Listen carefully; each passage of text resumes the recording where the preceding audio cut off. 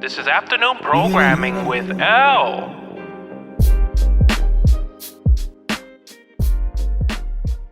All right, what's going on, everybody? This is episode, I had to look over here always, 16 of afternoon programming. Of course, I am L. Today's another great episode. It's crazy because I told the people who listen, my listeners, the other day that I went from one episode a week. Now I'm gonna start dropping 2 a week. Okay. And so this one's actually gonna drop tomorrow. Recording this on Friday, so it's like quick turnaround time. But welcome back to the episode. Today I have a very special guest. I'd say another hometown native from Arkansas. Man, I think I first met you when I was in college. Cause I think I remember, I still have the first piece I bought from you long while ago. Word. It's framed up at my house, like back in Arkansas. Yo, word. It's framed up. It's Andre 3000 painting. It's framed up and it's still like in pristine condition. What? I gotta see that. I still remember that I actually linked up with you at a Walgreens. I met you at the parking lot to buy the print from you. Word. Yeah. That's crazy. It's still at the house. It's still up there with I had also like an Erykah Badu poster. I was like, I love Andre 3000, so I was like, yo, that's solid. I had bought it and I was crazy. It's just time flies. Yes, sir. But let me just go ahead and introduce my homie, my good friend Andrew. Last name Williams, isn't it? Yep, Williams. Yep. Okay, just want to make sure. Man, I would say he's a artist, curator. What other things would you add to that? Man, I basically just a visionary. So whenever it comes to creativity, I'm down with it. But I'm big on branding too. So yeah, I brand manage a couple different brands as well. So Gotcha. Yeah. Man, you just, like I said, like I remember the first time, I can't remember if it was through probably Brittany, your wife's sister. And I remember like, I don't know if she had shown off like some of your art. And then that's when I was like, oh, this 103,000 piece go hard. Yeah. And I was like, this is so dope. And then linked up and then became cool with you. And then after that, just, on and off saying what's up and then seeing like your artwork develop and just continue. Because it reminded you actually said earlier, like you were talking to me about our homie, a good friend, Tommy. Another artist here in Atlanta he's super dope. I met him a while back, some years ago when I first moved, and he's like super dope too. And I was like, oh, it makes sense that y'all would link up and meet eventually. For sure. But I think we met the first time at Brittany's video shoot. You was shooting that video. Oh, yeah. Yeah, that's the first time we met, man. I remember I was shooting videos like crazy back in the day. Because like now I kind of like cooled down on it a little bit more. I shoot them every now and then, not as crazy as I was back then. And like the story is like, I don't think I've ever told people. So back in the day, like, of course, people know I went to school for film for the most part. Right. And I was kind of just trying to get into like film world and just shoot videos and just, just kind of sharpen my skills on it. And then I had linked up with Brittany, who is your wife's sister. And she was a part of this group called Dancers United. Yeah. That's Still what it is, I think. Yeah. Yeah. And they would do these performances and stuff and do these videos. And we got real cool. And then she would always hit me to be like, hey, can you shoot this? We want to shoot a kind of like a video film for this show we got. And they put on shows and stuff.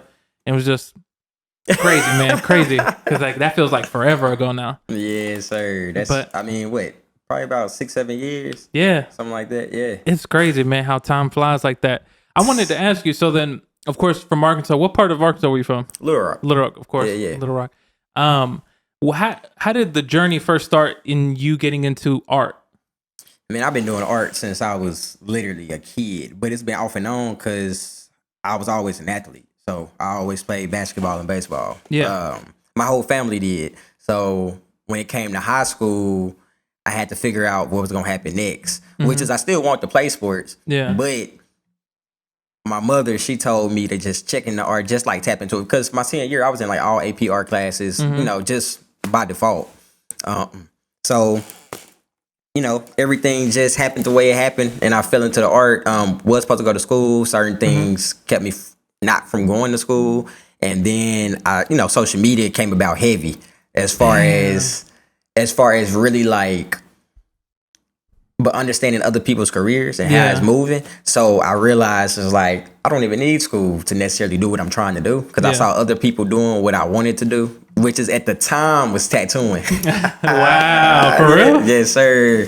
But I think all artists kind of want to start off tattooing because it's almost like a money grab, and at the same time, it's just, but it's very free. You know, it's not. I'm like nobody is like bogging you down or anything. So, but that was short lived. I worked at, matter of fact, I worked at University Tattoos. Oh wow, really? Yeah, like I worked over there for a little minute. But I wasn't tattooing, but I worked the front desk and stuff because I was getting ready too. But gotcha.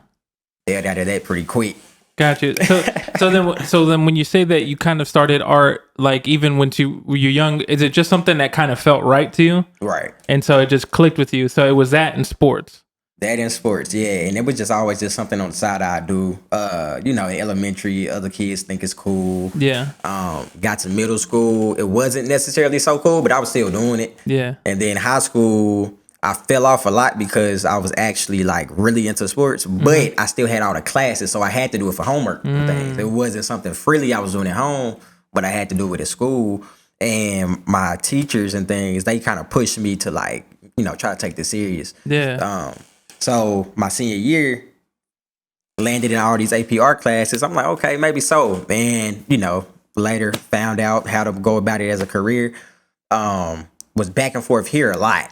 Like I've only been here for maybe 5 years, 5.5 years, but it feels like 9 because you were traveling a lot. I was back and forth here literally about like every other weekend or to like at least once a month. Wow. Because my wife was here. Yeah. Yeah. So I was coming here, visiting her, tapping into the art scene, and then coming back, doing it all over a week and a half, 2 weeks later. Yeah. That's crazy. Yeah.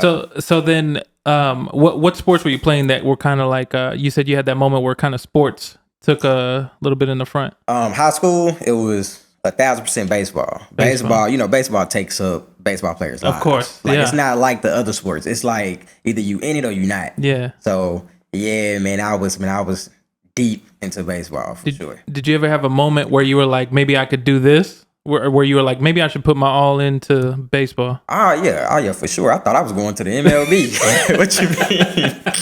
I thought I was definitely going to school for it. And then at least after that, just depends on like how my body developed and how I could keep up with it. But yeah, man, that was short lived because of a certain coach. You know how you run into that one coach that kills the dream. That kind of messes it up for you, yeah. Yeah, man, killed a lot of our dreams. But wow, okay. You know, it goes. But sports played a big part in how I take on the world today. You know, especially this art scene. Like I feel like a lot of people are sensitive. Yeah. I mean, I can be sensitive probably at times, but yeah, man, just how I take it on, it's a whole different aspect on probably the average artist for sure. Gotcha. Okay. So then, do you remember, was there like a moment where like the baseball dream is kind of like, okay, this isn't going the way that I wanted it to go or thought it would go? And then is there some part of you, well, art's still here. Maybe what if I try this? Is there like a moment or something you remember that kind of pushed you that way? Yeah, that was 11th grade. At the end of, I think, the baseball season, my mom's, she's the one that kind of spoken into me. And then, like I say, I was already getting prepared for the next year. Saw all the AP art classes. I was like, maybe so. And then I, you know, just started taking it serious from there. But I didn't know about making it into a career. That's what I was thinking sports as a career. Yeah. Like, okay, this can pay me for, you know, X amount of time. Exactly. Yeah. I didn't think of me being an artist and trying to make money from it. Got you. So, until I got out. Okay. So then once you got out of it, what kind of helped you be like, was there a certain thing, maybe books you read or people that you kind of helped guide you a little bit that made you realize like, oh, I can actually turn this into a career? Man, social media. Yeah. And like being an artist, you just simply got to have that confidence to say my work is worth X amount of dollars, which is what you saying, how we met up at the Walgreens. I'm just like, man, because it's funny because I don't even remember that. I still remember that to this day. That's it's so funny. Crazy. I swear, you came in and I might be misremembering this, but I remember you pulled up. It was, I want to say like some either a gold or some type of color car. I think you either had a red or a pink do-rag on because you had just came out the house and you was just chilling. You was like, yeah, here's the piece, da da da. And I was like, okay, bet. And then I remember, I don't know why I remember that. It just stuck in my memory. Yeah, got you. That's crazy. That's crazy. Man, I love to see that piece. When I go back home, I'll bring it back on the trip back. Yeah. And then I'm gonna frame it up because like my girl had made this Love Below artwork right there for me. Dope. And it was for a birthday of mine. People can't see it, but it's like this dope piece of the Love Below cover with Andre 3000 holding the gun up with smoke coming out of it. Yeah, And so, that's solid. Yeah. That's solid, man. I can dig it. oh yeah, but so then social media, it's crazy how timing works. I'm always big on this because I wonder, do you think that had social media not been around, you would have pursued art? That's a good question. Because I almost feel like it was meant to be. You know what I mean? I Like, mean, you know how Little Rock is, though. course. Like, coming from where we come from, because you from Little Rock, too, right? Little Rock, North Little Rock. Okay. Well, it's not It's the same. Not the same. It's not the same. Hey, people who aren't from Arkansas think it's like, oh, it's just the North. It's not the same. It's two different places. It's People totally people are different. big on that back home. They're like, no. You from the North side? And vice versa. No, like, that's hilarious. But, man, I don't know. But, like, coming from where we come from, Yeah. it's not many people that's doing, because, like, but actually, I consider me as, like, one of the first to kind of, I guess, pursue the art career and, like, really, like, push it as far as, like, selling it in galleries and things of that nature, as far as, like, from, like, our age group, you know Of what I course, mean? yeah. Everybody else either went to school and then college kind of filtered them into the galleries or something, but as far as, like, straight out of high school, yeah, I feel like I'm kind of one of the only ones because I don't have many to reach out to you know, that had similarities, you know, because if so, then I would have definitely did it. Like, I try to keep up with anybody, or that's why I've been keeping up with you. Like, yeah, man, anybody creative from the city, I definitely try to keep up with them for sure. But man, that's a solid question because I didn't have nobody to look after, so. But I feel like I would have. It would have probably just took me longer. Like, I probably would have just be jumping on it now. Gotcha. Maybe. That makes That's sense. interesting. That's it. Because everybody old. Everybody's older from the city. So they was either untouchable in the senses of, no, you got to go through the rankings, or you got to do this to get to a certain level, or, you know, so forth. Or they were just old and not wanting to talk to you. You know what I'm saying? Just kept you at a distance. Which is why I tapped in here, of course, because it was people like me, my same age, older, slightly older, slightly younger. Yeah, that was been doing their thing. You know, what people don't realize is, man, and I mean, Arkansas is not the only place, but Arkansas was kind of like a lot of gatekeepers. Yeah, sir. And I'm pretty sure there's some in Atlanta, just because we're not from here, we might not know. But like, back home, there wasn't a lot of opportunities available, or if there were people be like, no, you're not coming through this way, you know. And that's why I left, because I remember originally I wanted to go to California because that's where film industry is. Right. And then I was like, it's too damn expensive to go over there, live over there, especially with the money I had at the time. Right. But then Atlanta started booming, and they had their own film industry coming in at the time before all this Marvel stuff. And I was like, maybe I should go this way. And things kind of lined up for me to come out here. Right. And so, but yeah, Arkansas is like a whole different place. Not a lot going on. It's real country.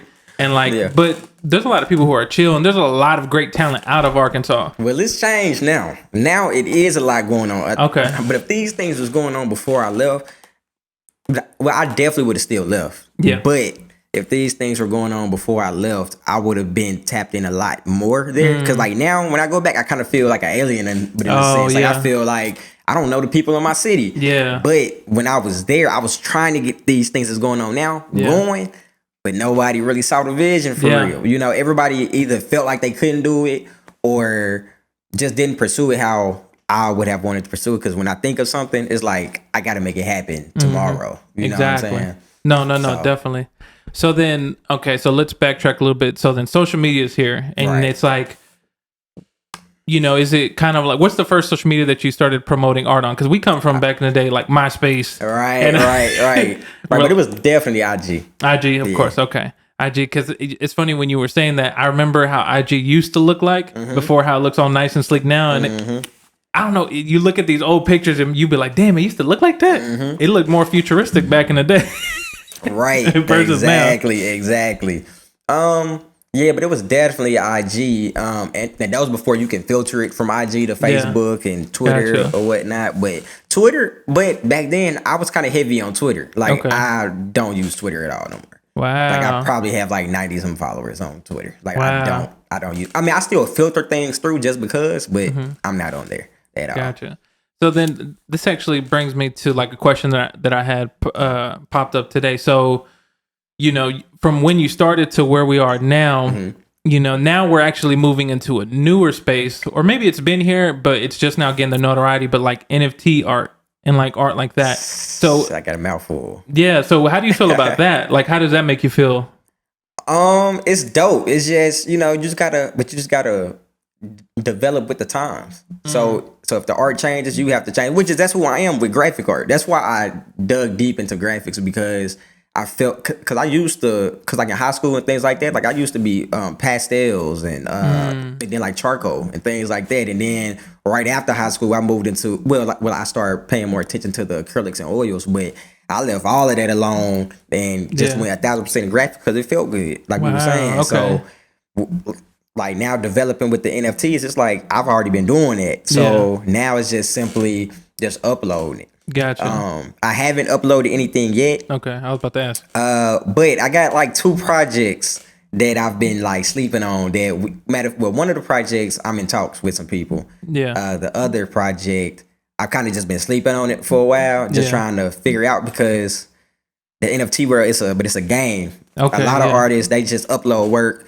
and just see, I'm like, just hope for the best. Yeah. But it's different levels to it. Like you have to know like what coins are up, what coins are down, as far as like percentage wise, and like the value that you get back from that coin. What platforms are using certain coins. So then if you put up a piece for $1,000 on this platform, and then you put up a piece for $1,000 on another platform, don't mean that you're going to get that exact value back in like actual real currency, like, like dollars or whatever, because of the type of currency that each coin is valued at. You know what I'm saying? So you kind of got to do your math. Some people just don't care. Like I say, they just upload. I'd rather kind of go about it strategically. Yeah. But I mean, that's just me though. I don't know. Yeah, no, definitely. Because I remember when it first started, like NFT started to pop up, I was like really confused, and then I could feel like, oh, this might be like a little shift, because it's confusing at some point, or to me at the beginning for me, because I was so used to, before in the past, art is something you collect, and you have, in a way, now that I'm thinking about it, it's starting to make more sense for me, where it's like, back in the day, you have all these famous painters and these famous artists, and like, no, this is the authentic piece right here that's worth thousands, millions of dollars. Right. And then you have people who kind of, I guess, either license it or they just do it to put it on posters, such and such, and so forth. And I guess maybe that's the newer evolution of it. Well, it's different. It is a little different.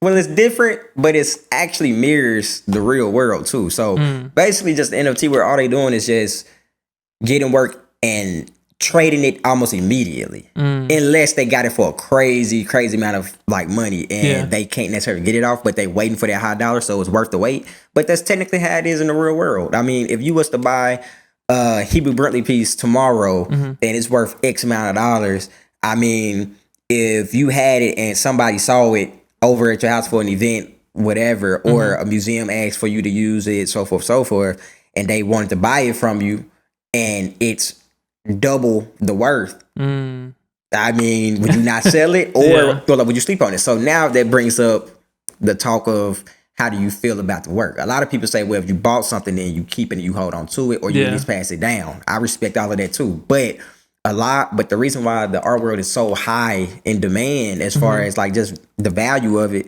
is because a lot of rich people buy art, trade it, or sell it. And they buy it to sell. So they buy it because it's like stock on the wall. So they buy it to pass down as far as value. Yeah. So it's typically the same thing, except for you just playing with files. You get a file, you buy it, but you're more so trying to trade it instantly. It's basically like stocks. Exactly. That's all it is. But that's what art is in real life. Like all of that art right there, that's stock on the walls. It's value. She has value to herself because she created those pieces, and she has her own collectors. But the more collectors she gains, the more value she adds to herself and her work and her worth, period. Yeah. So yeah, it's all. That's crazy, man. Like when you think of stuff like that, because you can kind of basically say the same thing for like music. If a song is really good, one person listens to it, they like it so much, they share it. More and more people start to come up next thing. This podcast. Basically, yeah. The more and more people listen, and that's what I need, more people. Exactly. Bring them in. Exactly. That's dope. And so then you said you moved here, Atlanta. You've been here. You said 5.5 years now. Yeah, about 5 years. Yeah. 5 years. Okay. And how was? Well, you said you'd been traveling back and forth, so you were kind of accustomed to how things move around here, as far as. Yeah. Well, as far as the art scene, for the most part. But I guess when I first moved here, we stayed up north by Oglethorpe because that's the school my wife went to. But as far as getting like the real Atlanta, like East Atlanta and West, and like a little bit of the South, is when we moved to the East Side. So we, EAV area. So when we moved there, that's when we really got in the mix and really got to know the real areas. So then from those times, however long you were traveling back and forth, did you already have like an established collection or group of people and friends that you knew out here? Yeah, friends for sure. I was still developing collectors and things, so which is, that's gonna forever be, But yeah, friends, like in the art community here and there, but now it's like I've been here for a while, so I got friends outside the art community, in the art community, and all different types of things now. So that's so dope. So then, do you have like an end goal for your art? Are you wanting to be like, those artists that are like a Banski type of artist, or like, Man, I feel like that was my early on goal. Okay, that was my early on goal. Try to be this huge artist that's just looked at as like a god or something. Gotcha. Like, exactly. I feel like that's all. But I feel like that's all artists when they first start, because it's like a certain type of inspiration. Yeah. But no, I'm just kind of going with the flow, because I realize me as an artist, I'm not really just an artist. Like, I'm like so much more. Not to like big myself up by any means, but just what I've developed over time. So like, with the brand and things, like I feel like I'm here more so to help than I am to just everything is about me. Gotcha. So I've been doing a lot of stuff behind the scenes too. So those things added more value to myself, as far as like just making connections with people, just relationships, just like get in different rooms and things. So I just been trying to stick to that, trying to go more so for my purpose, and not trying to be this crazy big artist, but more so just a creative that people can look at as like, okay, AW really helped. Like, he helped me get here. Like, basically help other artists get to certain levels, and myself too. But using my path as like, it's like a blueprint. You know what I'm saying? So, but I can say one of my main goals is to definitely have a small chain of galleries in the future. But like small galleries. Like, I don't want no huge fancy gallery. I just want it small, clean, sleek, and I want to be able to like introduce my collectors to these artists, whether they in high school, straight out of high school, somebody that's done retired, that's always wanted to do art, make money from their art. I just want to introduce them to a quality show, how to put it on, how to organize it, how to just go about it and make money off of art. No, that makes a lot of sense, and that actually sounds really dope when you have something like that that's like small and niche like that. Just because you do, and there's a lot of cool like big art museums, those are cool. But it's dope to have something where it's like as niche as that, and you have these, you're like, oh shit, I didn't know about this. This art's dope, right? Because there are so many people who make dope art that might not have the exposure, or like might not know how to go about putting their stuff out there. Right. It's the same thing with like the music industry. There's a lot of great artists. Exactly. It's like, but it's all about, I guess, the what I can relate it to is back in the day, when I was like, I want to do music as well as everything else that I'm doing. It's like, I love the creating part, but then there comes a part where you're like, oh, I have to learn the business. Yes, sir. Because like, it's good to, be good at what you create, but if you don't know how to be like, make money off of it, or how to push it out there to get people to come to you, then it's kind of like, well, okay, what are we doing here? Exactly. And then I figured a combination of small things can be colossal, like that one colossal, type of gallery, or like conglomerate of a gallery. So if I can make a couple small ones have the same impact on artists, and they blow up in their own rights, or already blow up and I just catapult them forward, then it just adds value to me, who I am. Exactly. And just make it to where I can open up even more doors. You know what I mean? So that'd be dope. But I mean, things are literally developing every day. So I can't call what tomorrow necessarily bring. I just gotta go with the flow. I dig it. That's so dope. I wanted to ask you, how many galleries has your art been in? if you could count? Like, I'm pretty sure it's been a lot. Not a crazy amount. Okay. I don't know, because I started in Little Rock first, which is a Pyramid Gallery. I don't know if you know where that is. Yeah, like, so I started with her, but then we showed in different spots in Little Rock and in like in Hot Springs and things. And then yeah, like here and then, like, you know, it's a lot of places that I've shown that's not really a gallery. They turned it into a gallery for those things too. So those, I mean, if those are considered, I mean, yeah, man, I couldn't even tell you, honestly. Yeah, because it's not many solid real galleries, but I'm a part of those galleries. Like right now, like I'm in Jennifer Baco's gallery. Okay. So like that's a big gallery here. Like she's definitely doing her thing. It feels like an LA gallery in Atlanta. Okay. So yeah, y'all should check her out too, for sure. Have you ever had any artwork overseas or anything yet? Not overseas. I haven't really tapped in, but I had a lot of, you know, those little companies that reach out trying to eat off you, for sure. But no, I haven't shown over there. I'm looking forward to it. I'm not against it by any means. But I'm not like 1,000% focused on it. Though. Gotcha. I'm trying to create my own gallery scene, if that makes sense. No, definitely. That makes a lot of sense. Yeah, because I mean, it's one thing to move in other gallery scenes, because like here we have our gallery scene, but it's broke up into like 8 different parts. So it's just a matter of like what part you're a part of. But I'm trying to create my own to where I can move on my own 2 feet, and it's not based off of social media too. It's you know, it's kind of based slightly off of that, but a lot of by connections, word of mouth, and who I know, and you know, so forth. But yeah, man, it's a project, but hey, I'm a guinea pig right now. So no, I feel it, man. That's what you got to do. It's always about like trying things, you know, because one big thing, especially when it comes to the creative field, whether it be art, music, really anything in the entertainment industry, you kind of you just have to try things. Because you don't know what's going to work, what won't work, and you don't know what's going to hit and what's not going to hit. You be thinking, you know, something, you're like, oh, this is about to hit him. You about to hit him with this. And then next thing you know, you're like, oh, shit, it doesn't even hit. But then something that you didn't really care for too much of. Have you ever had that with like a piece of art that, like, is there a piece of art that you really love? And then like there's one that you're like, okay, this one's cool. And then people just gravitated towards it?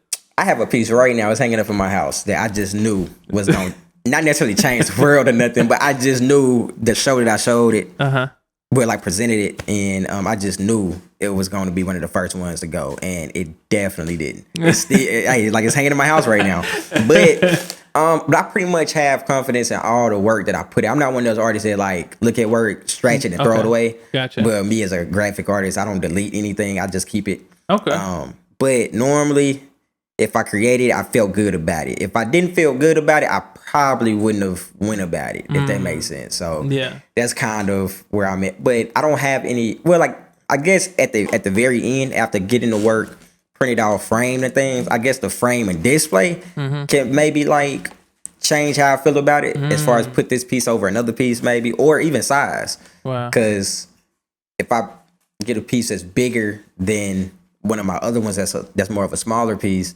of course the bigger piece can have more of a presence than the smaller piece. So yeah, that might change, but I don't know. Now I don't think I have pretty much favorites. So you love all your art. You like you're like fine with it all. Like for the most part. Now that changes when it comes to like commercial work, or like, you know, trying to do something for somebody for a commission. Gotcha. Now that changes, because I can't give nobody nothing that I feel is dope. You're very critical of it. You want to make sure that it's like, for sure. This is like 8, like top of the class, like right here. For sure. I dig that. That's sure. Damn, that's crazy. We were just talking about it because you were all, before we started recording, you were asking me about like, so I was heavy into concert photography, and I went on tour with Crit, done stuff with West Side Gun. I've worked with a lot of. It's crazy because I was thinking about this, I think a week ago or something, where when I first moved here, I was actually working with a lot of big name people, like Zaytoven, Gucci Mane. When Gucci first got out of jail, and like I was working with like him and Zay for just like a short, like real short period of time. Right. And but I have a lot of photos from those that I always forget. It's because, you know, I'm not looking at them or anything.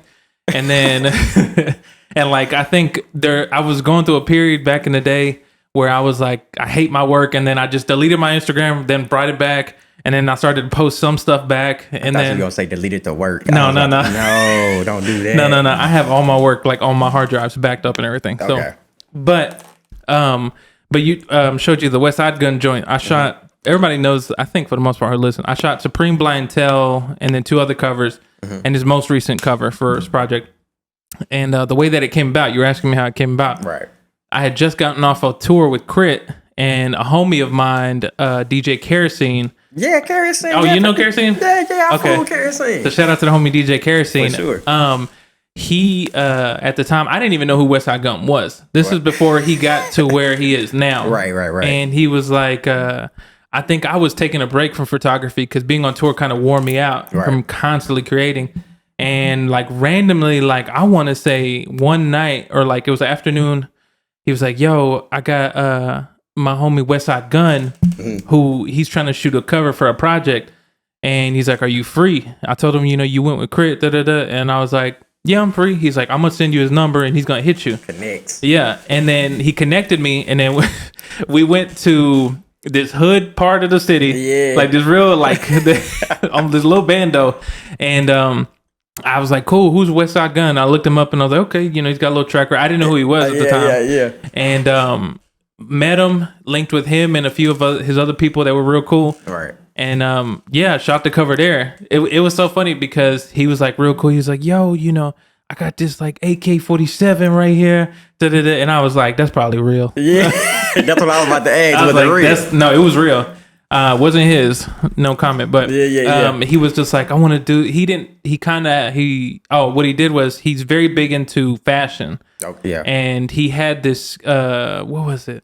Fendi? Fendi, mask. Yeah. And he was like, I want to do something with this and with this gun or whatever. And then he kind of let me create with it. And he was like, "You got any ideas how to make this look cool?" And I was like, "Yeah, let's try this." And then that one time I was like, "Oh, let's do it to where it looks like you about to go rob somebody. You putting it on to go, do your thing, just go to war." And he had like this grill, and I don't know if he had his grill in his mouth. And I was like, "You got to show that aggression." Right. Because he's like very grimy. He's from Buffalo. His music's very like rough. And bro, I remember when I took it, I was like, "Oh, this is a real dope photo," but I didn't think it would turn into what it turned into. Yeah. I remember the last thing about that is like I was tripping because Jay-Z retweeted it, and I was like, "Yo, Jay-Z retweeted my photo." Work, yes. Yeah, I was like, I know that. Yes, sir. That's when you get somebody who you're like, bro, I grew up listening to him, and it's just crazy. But that's how that happened. Yeah. And so I think I'll probably take your advice because I need to go back into those archives and be like, "This is dope. This is dope. Sure, this bro. is dope." Because if you're just sitting on it, why not? Exactly. Just let it go. Do something. All right. And so, what was I gonna say? I meant to ask you. So, when you coming up in the art world, did you have any influences, like other artists that you looked up to, that were big on you? Yeah, man. I'll say Maya Bailey.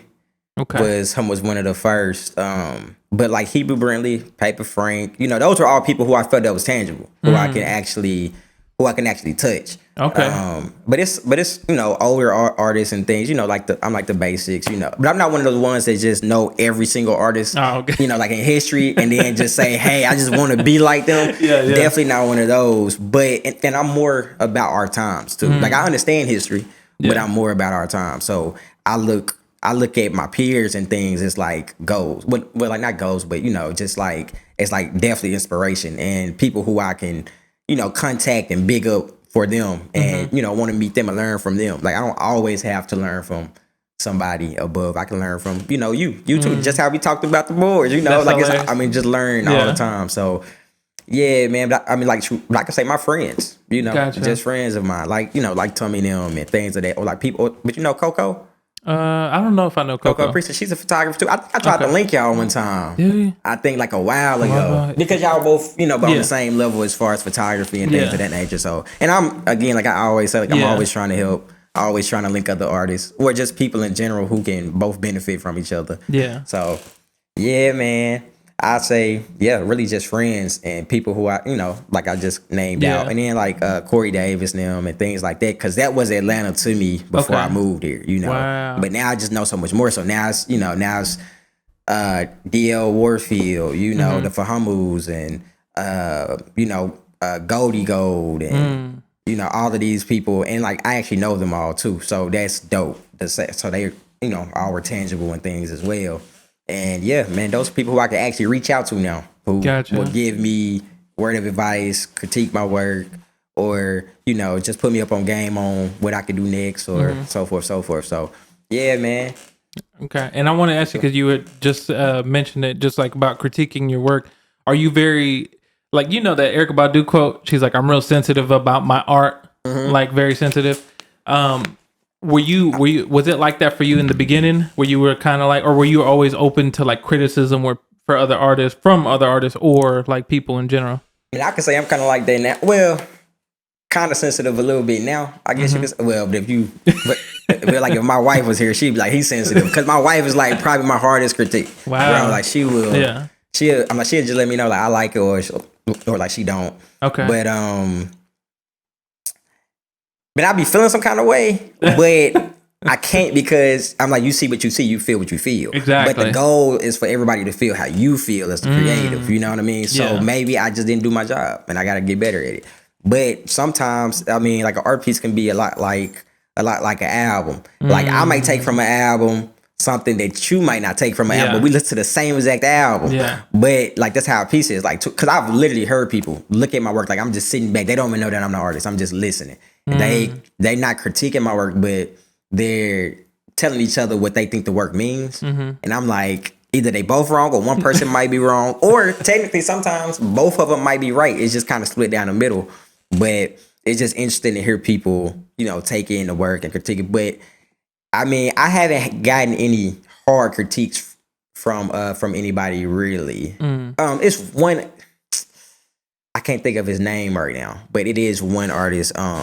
He's an older artist, and he chewed my work out. Oh wow, he chewed my work out. But I was just like, I don't think he knew my work, because we was talking about it, and he said he knew what work I was talking about, but I don't think he did.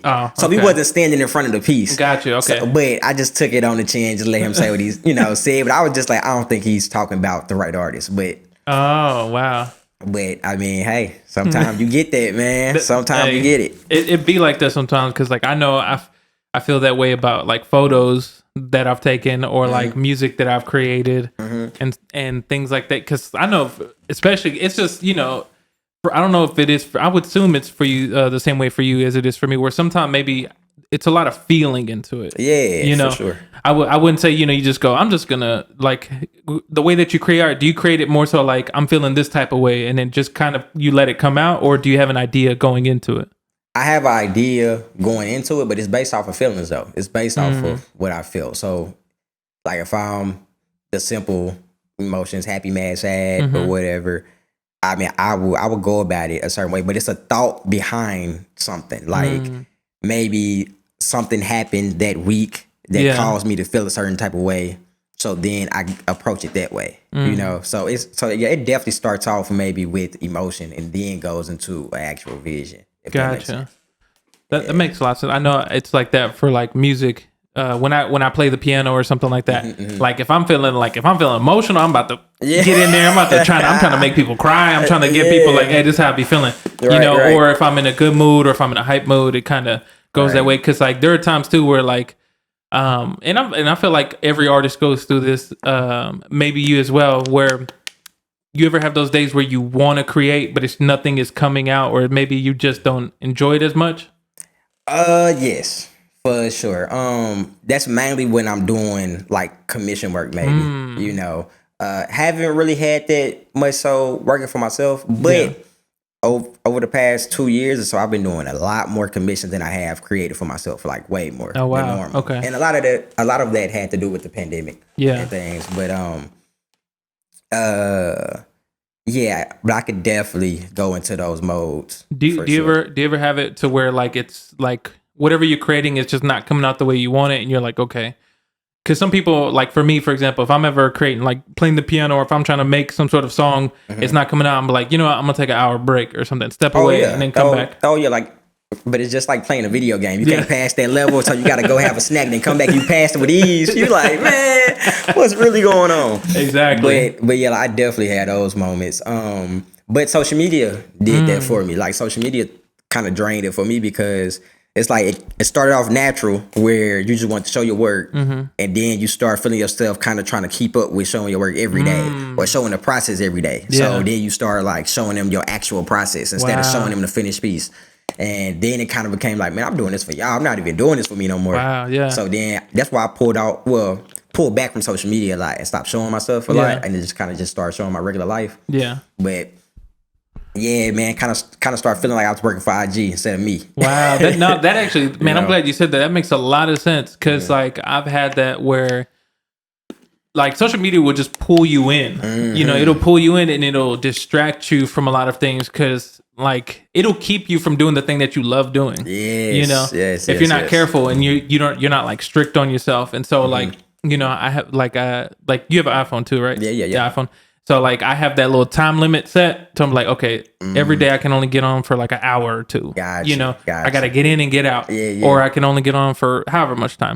Because if not, I'll be like, you know, you're on there and next thing you know, time flies and you're like, shit, an hour went by. I could have been playing the keys, doing something, you know, and now I'm just sitting here and I'm like, shit, you know, what's going on? Right. That's because like right now I'm working on a project. It's a compilation album with other artists that I'm producing completely. And like I had to sit there and be like, okay, I'm gonna get off of the social media for a little bit and just be in here creating. Just focus because it's good. It feels good when you're creating all these things and things start to come together and you actually spend time with it to sharpen your skills. Because if you don't use your skill, most of the time you tend to lose it slowly. I don't know if have you ever had that where you kind of took a long break and you're like, ooh, hold on, like mine. I don't think I never felt like I lost it. But I guess a little detached maybe. Yeah. Okay. Yeah, I could kind of have that feeling, but I know what I know, and it's kind of like it's like riding a bike. Yeah. So you can always go back into it. Now I guess having the feeling of have I developed, like got better. Yeah. Now that might be a thing. Like, oh, well, maybe I haven't touched this in a while, and I haven't developed more like I would normally. Gotcha. So yeah, I felt